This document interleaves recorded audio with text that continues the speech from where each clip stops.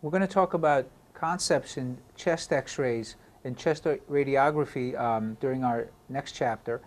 And along with that, we're going to evaluate patients with presenting with acute respiratory compromise and distress, just so you could see how the workup is done and how the chest x-ray really plays a big role in that. But let me start with some basic concepts first and some relative questions that you could find on the boards. And here's the first one. A 26-year-old man has a 2.5 centimeter calcified nodule in the right lung found on a routine chest x-ray. Now he was doing something, he got the chest x-ray. We don't get routine chest x-rays. It was a routine chest x-ray because he was employed, his employer asked for it, and it was a routine chest x-ray because everybody got their x-rays in that sense. But I don't want you to think that a chest x-ray is part of a routine physical. It's not. This patient got it because of the stuff that he was doing for work. This person has no complaints. He has never smoked, and his exam is totally unremarkable. What is the next step in this case? And I could tell you right now, the first step that you would do in this patient is to look for old chest x-ray he may have had years before or as a child, to look and confirm that that pulmonary nodule has been there, or if it wasn't there, now it becomes a different story. Generally, though, the first test to do is always to look for a pulmonary nodule on the old chest x-ray. So what is the story with pulmonary nodules, and how do we and where do we go after getting an old chest x-ray? So getting the old chest x-ray is the first thing, and if we find it there, if we find it on the old chest x-ray and it's been more than a couple of years and it's been stable, then most of us say this is, a benign pulmonary nodule, especially in this patient who's a low-risk patient, and we don't do anything about that. We may do an additional chest x-ray one more time to confirm that it doesn't change in size, and then really we don't do anything beyond that if it's been more than a couple of years since the old chest x-ray. Now, some people have asked me, well, a pulmonary nodule, if you find it on the chest x-ray, okay, it's not lung cancer all the time, but what is it? And the answer is, most of these are old lung infections. Sometimes in certain parts of the United States, for example, in the Midwest, people get blastomycosis. In the West, they get coccidiomycosis, fungal infections. Histoplasmosis is common in the South and some parts of the East Coast. So an old infection could do that. Once a patient, though, if we find a pulmonary nodule and we don't find an old chest x-ray, or the old chest x-ray doesn't show the pulmonary nodule, then the next step in evaluating this patient is to decide whether he or she is at low risk or high risk. And depending where you stratify this patient, the workup is totally different. So let me give you a couple of the stuff on this. A low-risk patient is a patient that has no smoking history, is relatively young, basically less than 45 years of age, like our patient, and has no complaints at all. What do we do with a low-risk patient? Believe it or not, we don't do anything more than get a follow-up chest x-ray every about 3 months for 2 years. And then if the pulmonary nodule is stable, then we stop the follow-up and we say this is a benign pulmonary nodule. So let me say this again. In a low-risk patient, what do I mean by low risk? Young patient, generally less than 40 to 45 years of age. A non-smoking history, they have to be non-smokers, and no complaints, no symptoms, that patient is considered, for your purposes, a low-risk patient. And what do? We follow up with chest x-rays every 3 months for 2 years, and then if that pulmonary nodule doesn't change in size, then what we do is forget about it and we say it's a benign pulmonary nodule. On the other side of the coin are the high-risk patients. Now, these are generally people over 45 or over. They have a significant smoking history, and we'll talk about this later in the pulmonary section, but the lung cancer is associated with tobacco, with smoking. So now this patient is over 45, has a significant smoking history. That is a high-risk patient. And what you do for this patient is, I know it sounds a little bit aggressive, but you do an open lung biopsy and remove the nodule. They will be specific that it's usually a peripheral pulmonary nodule. They're trying to help you out there, trying to tell you, look, if you do a bronchoscopy, you're not going to get to it anyway. You're not going to get the results you want. So let me go back and explain this a little bit. The high-risk patient has a new pulmonary nodule, or you don't have an old x-ray showing the same pulmonary nodule, or you don't have a chest x-ray in the past at all, that patient has cancer until proven otherwise because of his or her history. If you do a bronchoscopy on that patient, then you may get a non-diagnostic inflammatory process. Because a bronchoscopy is done, it's a blind biopsy, sometimes the yield is not good and you may not get to the cancer and make the diagnosis. So even if the bronchoscopy is negative and it shows just inflammatory cells or inflammatory process, that patient could still have cancer. So what I'm really trying to tell you is no matter what those results from the bronchoscopy are, you're going to still have to get lung tissue and remove the nodule. If the bronchoscopy is positive, it shows cancer, you're going to have to do an open lung biopsy and remove the nodule. So you're going back to the same case that we did here. You're going back to the same scenario. So please, in a high-risk patient, don't go for bronchoscopy first. Don't go for a CAT scan in terms of deciding if this is cancer or not. You may go for a CAT scan to see how big the nodule is, where the extent is, to see if there's other nodules you need to biopsy. But to tell you if this is cancer or not, the CAT scan can't tell you that. The bronchoscopy likely will not tell you. So what do you do in a high-risk patient with a new onset pulmonary nodule? Then you go for an open lung biopsy and you remove the nodule.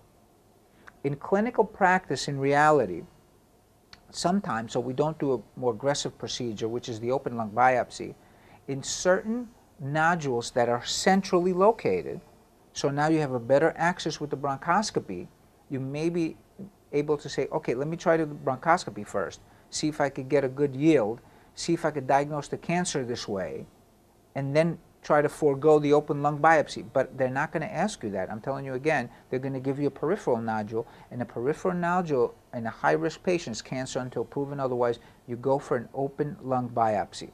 Again, just like the bottom of the slide refers to it, be careful because bronchoscopy results in high-risk patients are non-diagnostic commonly because it is a blind biopsy. And in the end, whatever you get on that biopsy, whether it's cancer or not cancer, you're going to still have to do an open lung biopsy and remove the nodule. A lung nodule may be one of the first, the few times that you have a resectable lung cancer.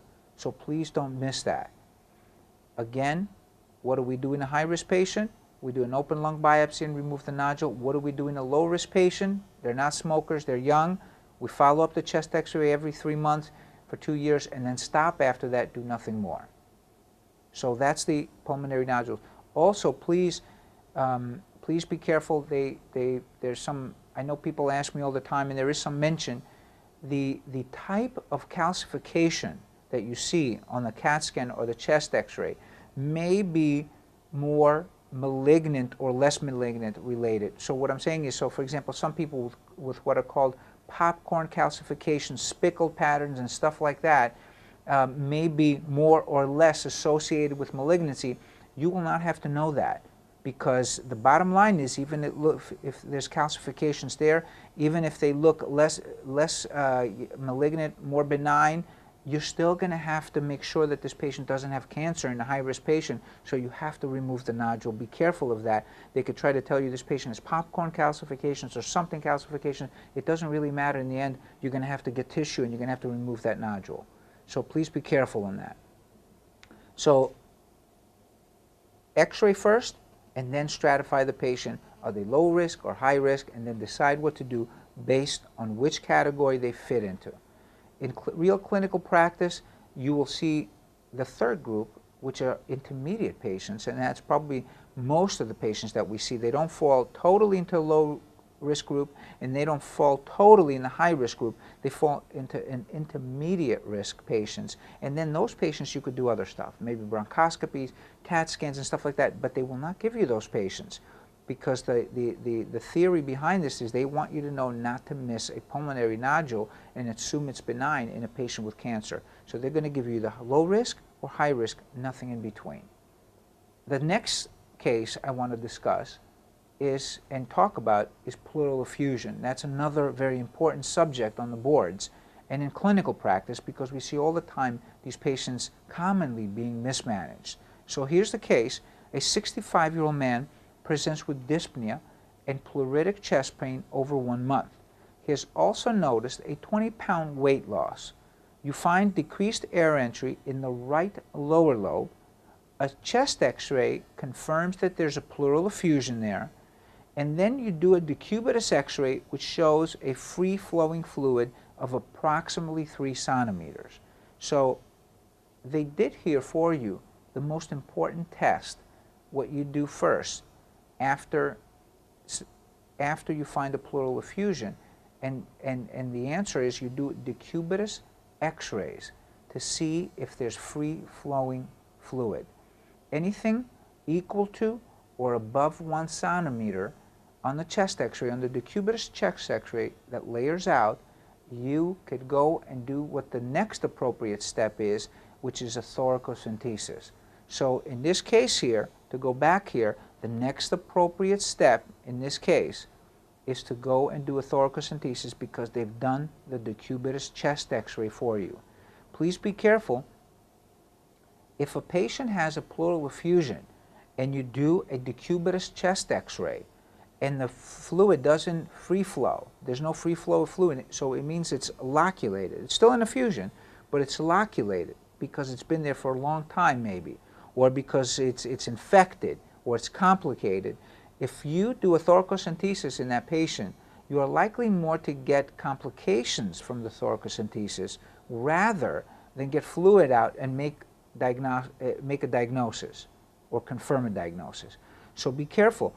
If a patient has a pleural effusion, right, and you do a decubitus x-ray and the free-flowing fluid is not there, there's no free-flowing fluid, you go next and you do under ultrasound-guided thoracocentesis.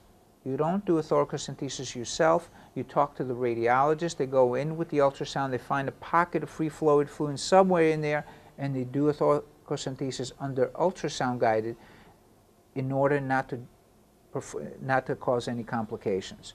But in this case, it's different. We have the typical pleural effusion. We have the decubitus x-ray showing free flow. What is the next appropriate step? Always a thoracocentesis.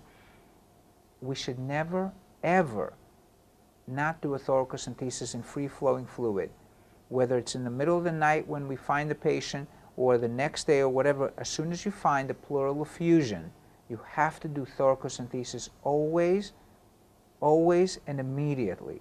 Please be careful of that because they may show you about they may talk to you about a case where you have an effusion, and they tell you you may want to wait a day or two and stuff like that. You don't want to do that.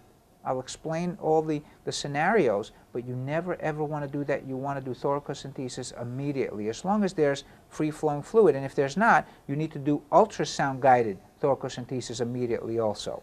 So let's talk about effusion because this is very important. Why do we get the thoracocentesis fluid? Well, the first thing is because we want to tell the difference between a transudative process and an exudative process. That's the first and foremost thing. So, for example, a transudative process means systemic factors are involved in causing the effusion, like nephrotic syndrome, like cirrhosis, like congestive heart failure. For example, things that cause increased hydrostatic pressure or decreased oncotic pressure, like the nephrotic syndrome, you're losing albumin. So any systemic factors that cause increase in hydrostatic pressure or low oncotic pressure will cause what is called a transudative effusion. Well, think about it. If it's a systemic diseases, then the effusion is transudative, but it should also be equal on both sides, because you should have two effusions if there's systemic reasons, like low oncotic pressure. So you should have two equal effusion on both sides. Our patient here didn't have that. So right away you should be thinking, even before the thoracocentesis, I probably think what the likely cause in this case is. It's probably not a transudative effusion, because transudative effusions, they're systemic effusions caused by systemic disease, and they're equal on both sides. And we confirm that by running a couple of things on the thoracocentesis fluid. And we get the LDH from the effusion, then we get the LDH from the effusion, and we compare it to the LDH in the serum, and then the third thing that we get is the protein from the thoracocentesis fluid, and then we get the protein in the serum and do a ratio of that. So how many tests do we need to confirm a transudate? We need basically 3 tests from the thoracocentesis fluid and 2 tests from the serum. We need the LDH from the effusion, right? Then we need the LDH in the effusion, and I call this a test really, right, to basically say an LDH in the effusion and compare it to the LDH in the serum, and then the protein in the effusion and compare it to the protein in the serum. So really, we need 2 tests in the thoracocentesis fluid, right, and 2 tests in the serum. The numbers to remember is for an LDH, 200, and then the LDH of the effusion to the serum, 0.6, and then the protein to the serum, effusion to the serum, 0.5. So the way I remember it, kind of like a mnemonic, 200, 0.6, 0.5. 200, 0.6, 0.5. For transudate, you have to have all of these less than. For transudative to occur, all these parameters have to be less than. So the LDH in the fluid has to be less than 200. The LDH ratio, fusion to serum, has to be less than 0.6. And the protein ratio has to be less than 0.5. Please be careful. All these 3 parameters have to be less than for a transudative effusion to occur. Once you confirm a transudative effusion, then you say, I have to treat the primary disease. I do nothing more about the effusion. So for example, somebody that we diagnose with a transudative effusion that has congestive heart failure, you treat their congestive heart failure to minimize these effusions. You do nothing more, no further investigation of these effusions. Now compare that to an exudative process. An exudative process, there's a local process there causing either inflammation or infiltration in the pleura that cause the effusion. It's not a systemic disease. In terms of hydrostatic pressure and oncotic pressure, this is a local process. Like what? Like cancer, like tuberculosis, like an acute infection, like strep pneumo. This is also called parapneumonic effusions. So local inflammation that causes it, local infiltration from a cancer that does that. So usually with an exudative process, we see 1 effusion or 2 effusions, but one is higher than the other. So for example, our patient had a very big effusion on one side, didn't have anything on the other side. That's typical of an exudative effusion because it's local processes that cause the exudative effusion. How do we confirm an exudative effusion? Well, we did the first test, and that's the thoracocentesis. And what do we get from it? Well, we get all the LDH and the serum protein and the protein in the fluid and so forth. And now all we need is for any of the 3 parameters that we just talked about that we needed to diagnose a transudate. In this case, in the exudative process, they're usually above. So for example, LDH is above 200. The LDH ratio is above 0.6. The protein ratio is above 0.5. But here's the interesting thing. for an exudative process, all you need to diagnose an exudate is one of these being above. So if you tell me that the LDH ratio and the protein ratio is normal, but the LDH from the thoracocentesis fluid is 500, above 200, that's above 200, right? It's 500, that patient has an exudate. I don't care. I don't have to fill the 3 criteria. I need only one to be above to diagnose an exudate. Usually, they help us. They give us, so we won't have to sit on the boards and we have to do all the ratios and stuff like that. They help us out. They give us a very high LDH right off the bat. So what I want you to do is, when they give you some kind of pleural effusion on the boards, I want you to focus on the LDH, first of all. See, look at the LDH. If it's above 200, end of story. That's an exudate. I don't need to do anything more. What I need to do now is further investigate and find out what the cause is. So I want to make sure everybody's clear. What do we do when we look at the thoracocentesis fluid? The first thing we do is we look to see if the LDH is above 200. If it's above 200, this patient has an exudative process. No question asked. We don't have to look further. We have to see now what the cause is. An exudative process means we have to further investigate and find out what the cause is. So let's look at these 2 things. So I want to give you a couple of definitions and then discuss a little bit about the 2 processes again. A parapneumonic effusion is an infection in the lung, usually community-acquired pneumonia, that causes an effusion close to the pneumonia, so it's parapneumonic, close to the pneumonia, and this is referred to as a parapneumonic effusion, and this is the most common cause of an exudative process, a parapneumonic effusion.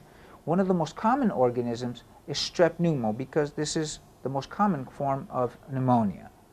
Then you will hear the term hemorrhagic effusion, where they took out thoracocentesis fluid and they found blood. And one of the causes of that is tuberculosis. The other cause that you need to think about that is cancer. And then the third cause is pulmonary thromboembolism with an infarct. And then the third one that you may hear about is a lymphocytic exudative effusion, and that's usually consistent with tuberculosis or lymphoma. And then the fourth one that you may hear in reference to is a malignant pleural effusion. So think about the common cancers that are related with pleural effusion. Lung cancer is related with pleural effusion. Metastatic breast cancer is related. And there's a lot of other ones. Lymphoma may be associated. But those are the 3 more common ones. Lung, breast, lymphoma, and there's some other ones. So here's some of these are some of the definitions that you may hear about. But generally speaking, the causes of exudative effusions are non-systemic causes, usually localized processes, and the 3-4 more common ones are a parapneumonic effusion. Now you know what that means. It's an infection in the lung that causes an effusion along with that. The second most common ones are tuberculosis and cancer. And then the fourth one is pulmonary thromboembolism. So those are the 4 I want you to remember. Infection in the lung, parapneumonic effusion associated with a community-acquired pneumonia. The second and third, I want you to remember cancer and tuberculosis. And then the fourth one, I want you to remember about thromboembolism. Now, the interesting thing about pulmonary thromboembolism, it's probably the only cause that could cause both an exudative effusion and a transudative effusion. So be careful, you know, if they ask you what disease could cause both a transudate and an exudate, the answer is pulmonary thromboembolism. What if they ask you about a case of a young patient coming in with shortness of breath, and then they have you do a thoracocentesis, they have an effusion, and you do a thoracocentesis and you find a transudate, but you can't find a systemic disease. They don't have nephrotic syndrome, they don't have heart failure. The answer is maybe they got pulmonary thromboembolism because that's one of the few diseases that causes both.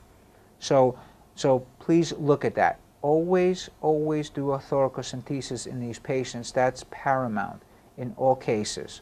I want to talk a little bit more about, just a little bit about pleural effusions, and you're going to see this a little bit later. There's some interesting ones that you need to know about. The malignant pleural effusion, for example, is usually associated with lung cancer. I told you that's probably number one. And then there's a couple of things that they ask us about. Well, what does this mean for if you find malignant pleural effusion? And I mean, so you did the thoracocentesis, and now you send away for the LDH and the protein, and you diagnosed if it's an exudate. And now you've got a couple more things to send out from the thoracocentesis fluid, and you could send out for the cells, the type of white cells, and you could do pathology on that. You could spin the fluid down and look for malignant cells. So malignant pleural effusion means I usually find malignant cells in the pleural effusion. And what that usually means, especially when it's related to lung cancer, is that this is unresectable. I want you to remember that. That's usually a later stage, usually stage 3B of lung cancer, and that's usually unresectable.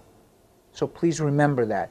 So if I see a patient with a lung mass and a pulmonary, in a pleural effusion, guess what? I'm going to go and try to get to that effusion first before I even look at the lung mass with bronchoscopy or resection, because if I find malignant cells in that pleural effusion, I've got my diagnosis and I got my staging already. I know that I can't resect the lung cancer on this patient. So please think of that. So after talking about the malignant pleural effusion, I also want to tell you about a case, an important case, that relates to the parapneumonic effusions. Remember, we talked about parapneumonic effusion being the most common cause of an exudate, and I said common infections, lung infections like strep pneumo, common pneumonias, community-acquired pneumonias, are the most common cause of a parapneumonic effusion and the exudative effusion. So they may ask us about a case that goes like this, that a young patient who has fevers and chills for a couple of days and produces a lot of green cough comes to us for evaluation of this, and they look sick, they look toxic, they have a high fever, and on exam you find crackles in the right lower lobe, and you confirm this with a chest x-ray that shows a right lower lobe infiltrate, and then you have a small effusion next to that infiltrate. And they say, well, you do the gram stain from the sputum and you find gram-positive diplococci, so this is most consistent with strep pneumo, right? And they say, well, what do you do next? What's the answer to that? And most people, believe it or not, would put this patient on antibiotics, and the answer is, yeah, you have to put this patient on antibiotics, but really what they're really asking for you to do next is to do a thoracocentesis. Now, you have the diagnosis already. Why would you do a thoracocentesis in this patient? And the answer is to make sure that this is not what is called a complicated parapneumonic effusion. A complicated parapneumonic effusion means that there is the effusion itself is infected, and it kind of works like an abscess there. So even if you give this patient a lot of antibiotics, what's going to happen is you're not going to get to the infected effusion there, and they're going to spike fever, and what's worse that's going to happen is they're going to get fibrosis in the lung, and they're going to get what is called a trap lung. So a complicated parapneumonic effusion occurs in a small percentage of patients with parapneumonic effusions related to pulmonary infections, and it means that the effusion itself is infected with microorganism, and it works like an abscess, and it causes pleural thickening and a trapped lung. What is the next step into diagnosing that? Well, what is the next step that we always do with effusion is to do a thoracocentesis.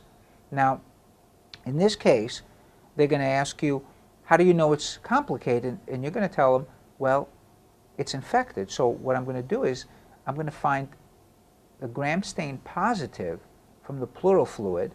I'm going to find the culture positive from the pleural fluid.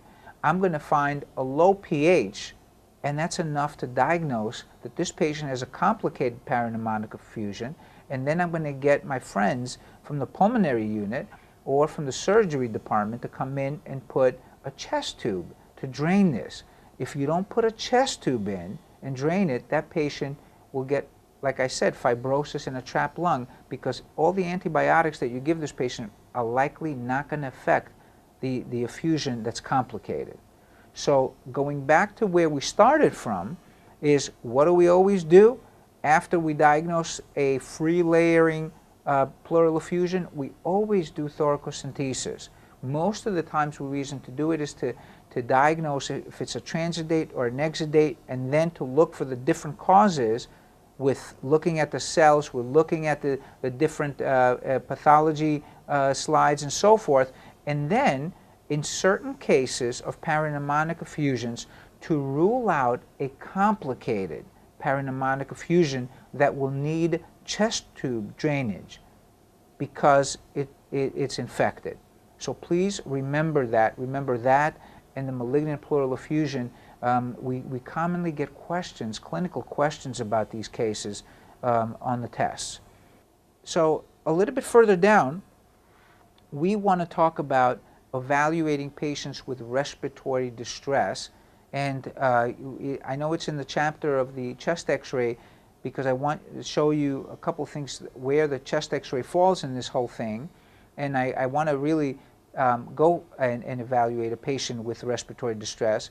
But always first, when a patient presents with respiratory compromise, we have to think, of different processes, right? So it may be something like obstruction, like COPD and asthma. It may be also, from parenchymal lung disease, like bacterial pneumonia, like strep pneumo, right? Or even interstitial lung disease or lung injury. And then, we have to think about other things that cause respiratory distress, like heart failure, congestive heart failure, like pulmonary embolism. And then we have some other stuff that we always need to keep in the back of our mind that cause respiratory distress, like neurogenic processes. And I told you already about a case of opiate overdose that decreases the respiratory rate and causes hypoxemia and hypercapnia and so forth. And then we also talked in a different context about neuromuscular diseases like myasthenia gravis and so forth that may cause respiratory distress. So we should always have that in the back of our mind. Is it obstructive disease? Is it parenchymal lung disease? Is it lung injury? Are we talking about heart failure? Are we talking about thromboembolic disease? Are we talking about neuromuscular disease or central nervous system disease that causes the respiratory distress? Whatever be the reason, though, what do we always do in patients with respiratory distress? The number one thing we always do are ABCs first, right? We keep the airway open, right? We keep respirations open. And then the first and foremost thing, even before we do any testing at all, we give the patient supplemental oxygen. Always in a patient with respiratory distress, first thing we do after we do our ABCs and we stabilize the patient, we start to give the patient supplemental oxygen. It may be in the form of nasal cannula, or in a very distressed patient, we may have to intubate him, but we have to give him oxygen. Please don't wait until tests are done to confirm the diagnosis. Please don't send off patients to the x-ray in respiratory distress without giving supplemental oxygen. This is not the right answer. You always give supplemental oxygen, and we always give supplemental oxygen, and we're going to talk about this a lot over the next couple minutes or so, enough to keep saturation at least 88 to 92% saturation, always. We try to even above in that in certain cases, but that's the minimum. Then we go through a couple of the other stuff and to give us a differential diagnosis of what's happening and to start the treatment. And that's the evaluation process, which means getting a good history and doing a good physical exam. And the first, one of the most important things is to get from the patient or the family, is this acute or chronic? So for example, somebody that comes in with an acute shortness of breath and distress, respiratory distress, well, you're going to think about things like pulmonary embolism, like heart failure that just, decompensated.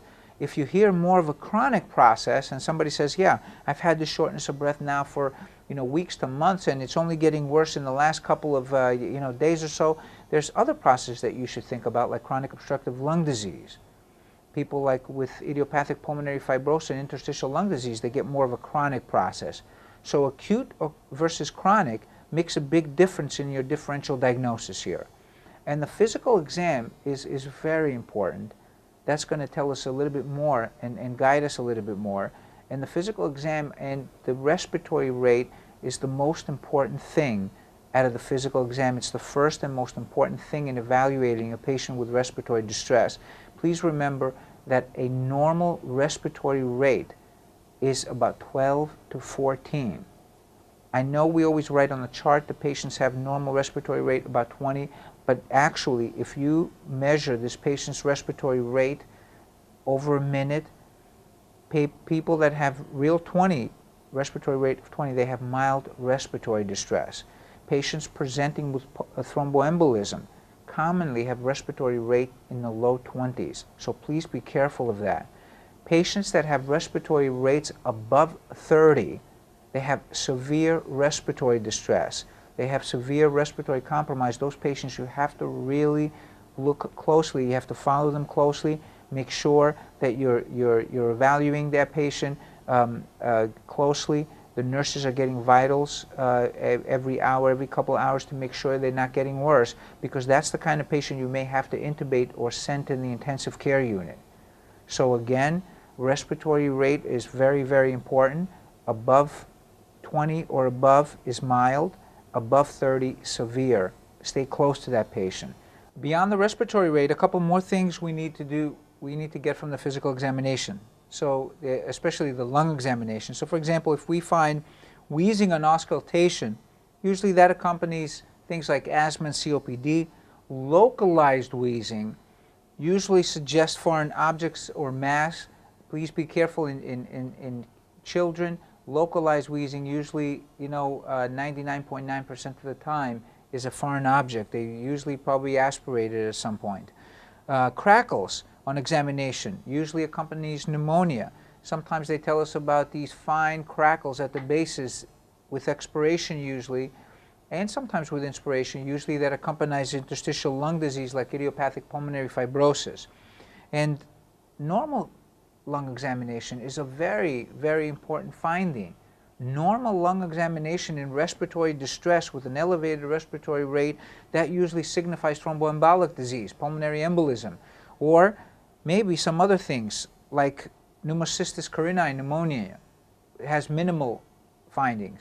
This occurs usually in HIV patients, and sometimes people with central respiratory drive processes, opiate overdose or neuromuscular disease have normal exam. But for your purpose, especially the one that you're really, really concerned about is thromboembolic disease, especially in people that are high risk for thromboembolism. So after the physical examination, a couple more things we need to do. And here's where some of the questions may come on the boards, where what type of labs and when do we do things? So probably the most important thing, the most important laboratory tests in evaluation of respiratory compromise, probably the single most important test, is probably an arterial blood gas measurement. It's likely the most important test because it determines the presence and the severity of respiratory compromise. So it's probably the first thing to do even before a chest x-ray. Remember the hallmark, the definition of respiratory failure is a rise in the partial pressure of carbon dioxide and a drop at pH. A normal PCO2 is 40, so a rise above that, and a drop in pH, a normal pH is 7.4. The bicarbonate level is very interesting. In the beginning, if this is an acute process, it will be normal. Remember, because once you get a respiratory process, The compensatory mechanism is to accommodate with that, with the bicarbonate, either to get rid of the bicarbonate or hold on to bicarbonate, depending on what the respiratory process is, through the kidney. And this process through the kidney, the change in bicarbonate levels to accommodate a respiratory acidosis or a respiratory alkalosis, takes about 2 days to come into full effect. That's why when we see acute respiratory processes, in the beginning you get a big change in pH depending on the change in CO2, and then after about 48 hours you see that change. There's still a change, the patient still has change in pH, but that change according to the CO2 is less because now you have accommodation from the kidneys from the bicarbonate. So that's important. Then we have the chest X-ray, which is a very important test. It allows us to determine the cause of respiratory failure. So for example, a patient with parenchymal infiltrates, right, you're going to think about things like idiopathic pulmonary fibrosis, if this is chronic, or somebody coming in with cough and fever, and the pulmonary infiltrates, you're going to think about bacterial pneumonia or even viral pneumonia. And then the normal chest X-ray is important, very important in somebody with respiratory compromise, because there's not a lot of things that cause respiratory compromise with a normal chest X-ray, one of them being thromboembolism. The other, as we talked about before, is central disease like opiate overdose. That would be another process, or neuromuscular disease. So please, the ABGs first, then we look at the chest X-ray to look at what's causing the process, and a negative chest X-ray along with a negative physical exam, very important. Think about pulmonary embolism. The third test that people commonly get now, and I want you to know this test because it's likely going to be asked at some point or another. It's a test that has become part of clinical practice within the last 2-3 years, when the Sentinel, some of the Sentinel cases came out, and the papers came out on this. It's called the BNP, or B-type natriuretic peptide, and the B peptide, the BNP, appears to be a useful adjunct to the clinical assessment to determine the cause of acute dyspnea in patients presenting emergently. An elevated BNP is seen in almost all cases with heart failure. The BNP is secreted when there's dilatation of the atria. So all patients with heart failure have an elevated BNP. So somebody coming in with dyspnea, they have history of heart disease, they have history of COPD, they're coming in with shortness of breath dyspnea. How do you know which one is which? On the X-ray, you can't tell the difference. You do the BNP, if it's elevated, it's from heart failure. If it's normal, then that patient is likely to have some other non-cardiac causes. Think about chronic pulmonary disease, think about other processes, and so forth. So please, that is to evaluate patients if they're coming in, if the cause of dyspnea, the cause of respiratory distress is heart failure. It is elevated in almost all cases. Almost 100% of cases have elevated BNP. If that BNP is normal, it's almost zero chance that this is related to heart failure. Having said that, there's also some other things that they may cause elevated BNP that outside of the traditional congestive heart failure cases that we usually see in clinical practice.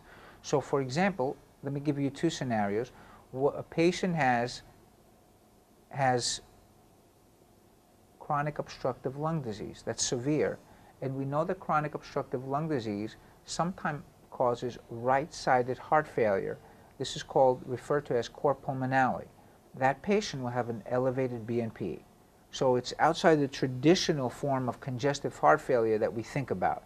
And then the second scenario is, what if a patient presents with a massive pulmonary embolus?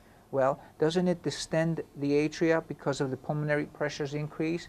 That patient may also have an elevated BNP. So even though a normal BNP rules out heart failure as the cause of the dyspnea, an elevated BNP is not 100% that this is heart failure. You have to think. It has to make sense in the clinical picture. So somebody, for example, that has an elevated BNP and has a history of congestive heart failure because they have ischemic cardiomyopathy and they come in and they have jugular venous distension and so forth, that BNP is elevated. That tells me this is likely heart failure.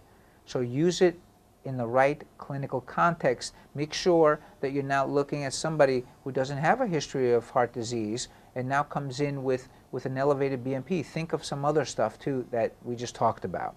So that is how we evaluate a patient with respiratory distress.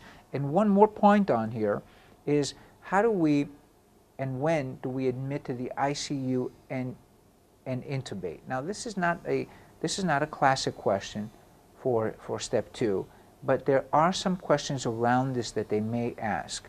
Not specifically when do you intubate. That's not a legitimate question for you all. But let me tell you a couple scenarios you need to know that this patient intubation, admission to ICU would be an option. So the first two make sense, right? Anybody that has persistent hypoxemia and increasing oxygen demands, you have them outside on the floor or in the emergency room, and despite you giving them, supplemental oxygen, they're still very hypoxemic, or the other patient, you increase oxygen demands day by day. Well, that patient needs closer monitoring. And the reason to admit them to the ICU is for that. And if they continue to get worse, maybe considering intubation would be an option. That's not the typical patient they're going to ask you about. If they ask you about ICU admissions, if they ask you about intubation, they're going to refer to some other patients. One of these patients would be an asthmatic patient with hypercapnia. So remember, patients with asthma, usually they get an exacerbation of asthma, and they come to us and they're breathing really quick, they're huffing and puffing, and they're healthy otherwise. They're usually younger patients, not always, but most of the time, and they're huffing and puffing and they're blowing off their CO2, so they have usually a respiratory alkalosis with a low CO2. That's what makes the respiratory alkalosis. That's the typical pattern that you see in an asthmatic patient. If an asthmatic patient develops hypercapnia, so CO2 retention, and when they develop the CO2 retention, their pH starts to drop. They start to become acidemic, respiratory acidosis with hypercapnia. It means that this patient has respiratory muscle fatigue. Please, that patient needs to be minimum in the ICU, and you have to consider intubating the patient if this persists. Then some of the non-traditional reasons that we intubate patients and admit them to the ICU is because of upper airway injury. One of the things we do is protect the airways in this case. So they may tell us about a case of a burn patient or somebody that has laryngeal edema as a complication from some medication like an ACE inhibitor, and they develop stridor and laryngeal edema. That patient you have to intubate to protect the airways. You're not doing it to give the patient oxygen, supplemental oxygen, because they're hypoxemic so much, not because there's a lung process, but because there's going to be occlusion of the upper airways, and you have to do that. In the burn patients, one of the most important questions that we ask when we evaluate burn patients, and you're going to do this when you look at the emergency department medicine stuff, is we always look in their mouth and their nose to see if there's any evidence of burn there. If there's any evidence of burn, the first thing we do is we consider intubation to protect the airways, because we know 24, 48 hours later, these patients will develop laryngeal edema and inflammation and obstruction.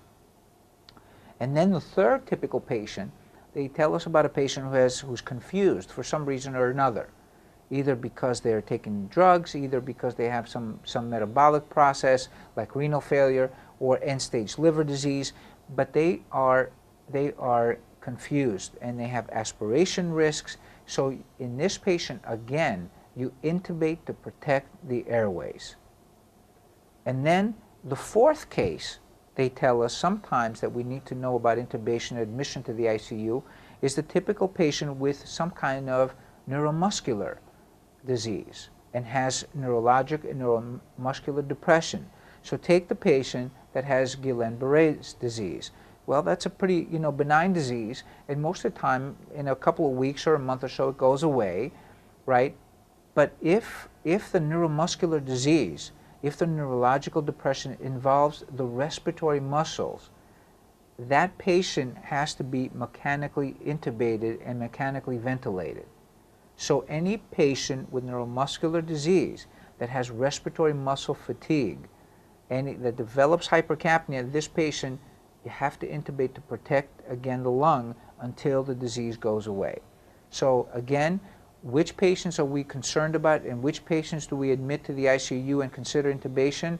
I told you about the persistent hypoxemia and the oxygen demands, that we all know, but think about the 4 cases we talked about: hypercapnia in asthmatic patients, upper airway injury, especially burns, and then we said about the patient with altered mental status, which you intubate to protect the airways, and then we said patients with neuromuscular disease, especially chronic neuromuscular disease that's not going away and affects the respiratory muscles. That ends our chest radiography session.